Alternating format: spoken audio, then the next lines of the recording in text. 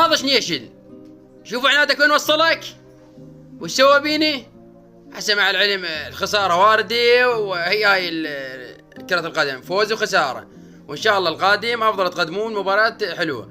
بس راضي شنيشن عود أنا ما أستمع للجماهير من تقول لي جيب فلان وفلان. جايب سعد ناطق مصاب، كانت مصاب المصاعد رايح سفرة، غيرك الواعيب عندك أمير العماري، عندك زيدان إقبال، ما يصير تاخذ واحد مصاب. وعنادك ويا الجمهور عود أنا شخصيتي قوية وما أعترف للجماهير وما أعترف للسوشيال ميديا. ترى هم عالم تفتهم وتعرف كرة القدم وتعرف الأفضل. لو ما يعرفون بالأفضل ما شجعوا. مثلا قالوا كريستيانو لاعب وميسي لاعب وروبرتو كارلوس لاعب وغيره لاعب. أما يقول لك ذولا ما يفتهمون. زين شلون غير العالم هي تقيم اللاعب؟